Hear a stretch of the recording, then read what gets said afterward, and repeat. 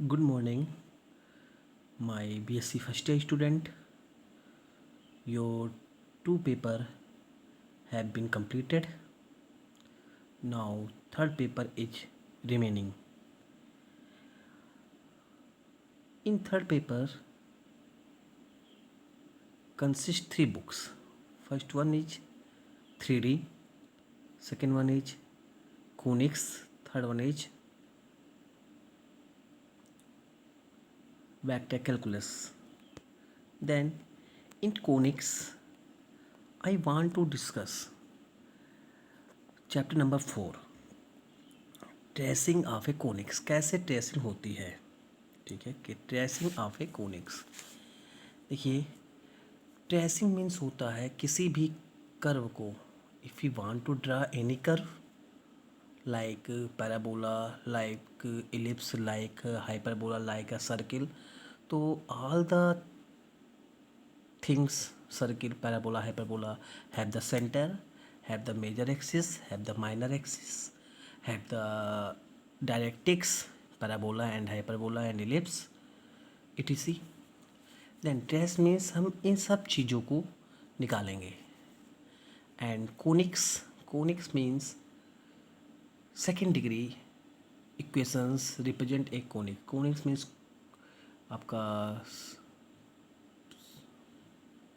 कोन हो गया। And conic के आपने थर्ड में पढ़ा है 3D में, ठीक है।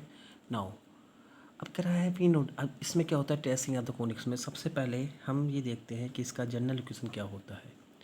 तो we know that the general equation of the second degree means ऐसा इक्वेशन जिसमें दो पावर हो, ठीक है, सेकेंड डिग्री का हो। देखिए यहाँ पर आप ax² plus by² plus 2hsy plus 2gx plus 2fy plus c equal to 0।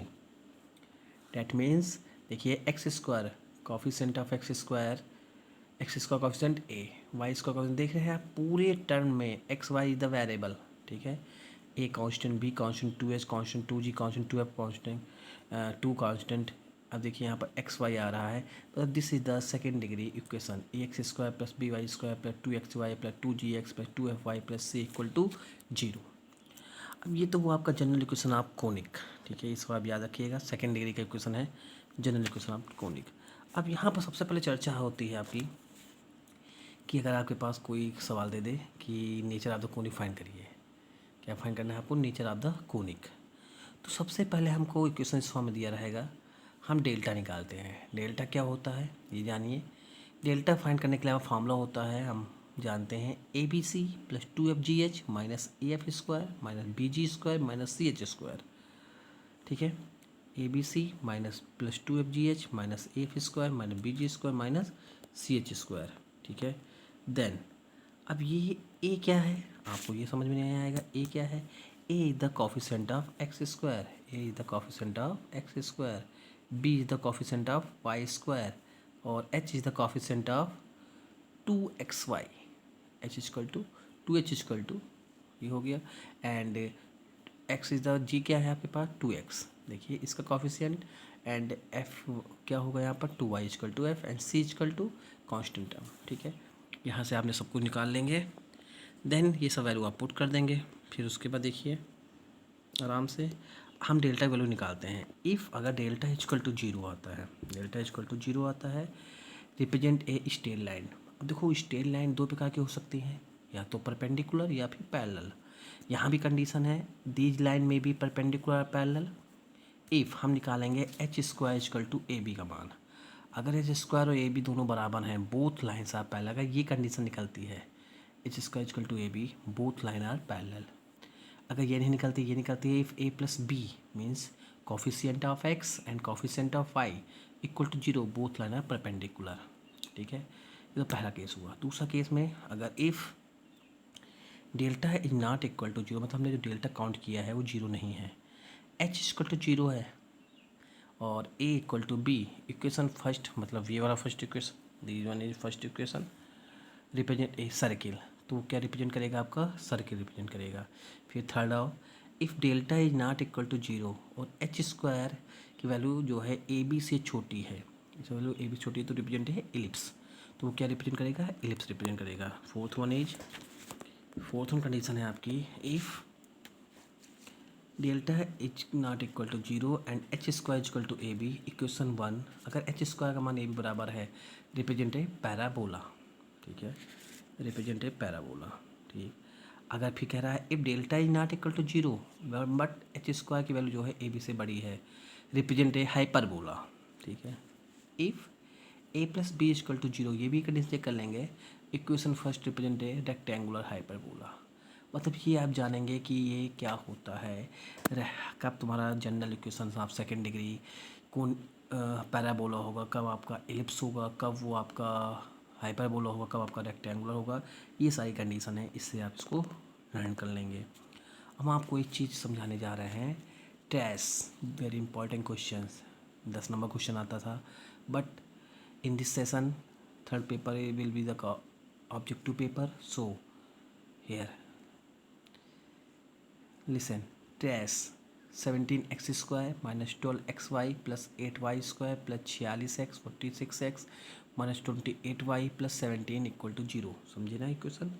इससे करेक्ट ट्रेस करिए। ट्रेस में आपको सबको बताना है नेचर क्या है, इसका इसेंट्रिसिटी क्या है, एक्सिस क्या है, सारे पॉइंट सबके फॉर्मूले हैं अपने।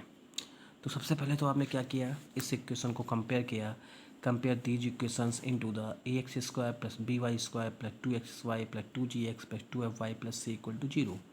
देख लीजिए हमने यहाँ पर ब्रैकेट में लिख दिया है x square coefficient, this is the A, and x y का coefficient equal to 2h, y square coefficient equal to B, and 2g equal to x का coefficient, 2f equal to y का coefficient, and C equal to constant term. ठीक, यहाँ से आपने सब value लिख ली। Find out delta, जो भी हमने बताया आपको, डेल्टा निकाला हमने, A B C plus 2fgh minus F square minus B G square minus C H square, value put की और कैलकुलेशन किया।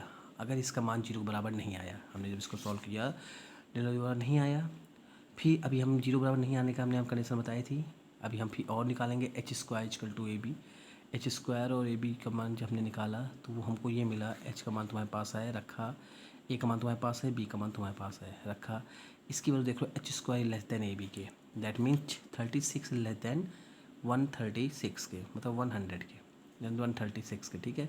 कौन बड़ा है 136, इसका मतलब h square less than A B के। This is the condition of ellipse, this is the condition of ellipse, मैंने पीछे बताया है आपको condition ellipse. Then conic represent a ellipse, ठीक। तो आप नेचर जान गए किस तरह का है, ये इलिप्स है, और इलिप्स का डायग्राम भी आप जानते हो कैसे बनता है, ध्यान दो। Ellipse, this one is the ellipse, ठीक। This is the major axis, this is the minor axis, ठीक है, this is the centre, and this is the axis, and this is the foci, ये सब होते हैं, आपको पता है, ये सब निकालने हैं आपको, ठीक है। Now after we want to find out the centre of ellipse, अब देखो हमको सेंटर निकालना है, इसका केंद्र। इसके लिए क्या करना होता है, जो इक्वेशन नंबर 1 दिया गया था आपको पहले शुरुआत में हमने बनाया है, उसको हम पार्शियली डिफ्रेंशिएट करते हैं, partially differentiate with respect to x and y, and solve them and find out the value of x and y. Then डेवर एफ पॉइंट डेवर एक्स, सबको डिफ्रेंशिएशन आता है, 34x माइनस ये आ गया, फिर डेवर एफ पॉइंट डेवर वाई निकाला, दिस वन, इन दोनों को हमने सॉल्व किया। देन सॉल्व करने के बाद हमको वैल्यू मिली small X equal to -1, Y equal to small Y equal to 1, hence them of the ellipse, hence centre क्या हो गया इलिप्स का, -1, 1, ठीक है। ये आपका जो हम इलिप्स ट्रेसिंग कर रहे हैं उसके बन गया आपका -1, 1। नाउ उसके बाद देखो सीधा वहाँ पर आपका क्या था, A x square plus B Y square plus 2xy plus 2gh plus 2fy plus C, but now new constant आपका सी डैश की वैल्यू आपको कैलकुलेट करनी है। उसका फॉर्मूला क्या होता है याद रखिएगा, C dash equal to G x dash plus F y dash plus C equal to zero, या जी का मान आपके पास ऊपर है, x dash equal to this one is the -1 जो आपने सेंटर निकाला है, this is the X dash, this is the Y dash, रख दो। सी आपके पहले इक्वेशन दिया गया है, रख दिया, सी डैश का -20 वैल्यू आ गई।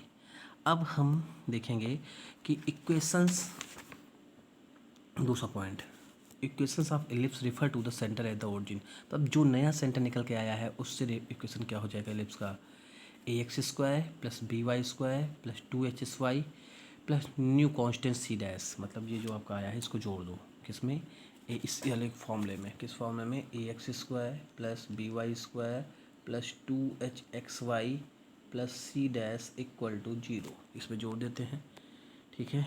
Then 17x² minus 2xy plus 8y minus का 20। इसको हम इलिप्स के फॉर्म लिखते हैं। इलिप्स फॉर्म होता है आपका क्या, x² upon a² plus y² upon b² equal to 1। रख दिया आपने, ठीक है। ये फॉर्म बना, मतलब हमको राइट हैंड साइड में 1 रखना है। 20 से डिवाइड कर दिया, ये बन गया इतना। x², this is the capital A, this is the capital B, y² capital B and 2h equal to this one. This is the new equation when the centre at the referred, ठीक है। Now then next कह रहा है, अब आता है हम length of axis. ये निकाल लिया आपने, length of axis of the ellipse, मतलब कि उसकी जो एक्सिस है, एक्सिस दो होती है इलिप्स में, आपको सबको पता है।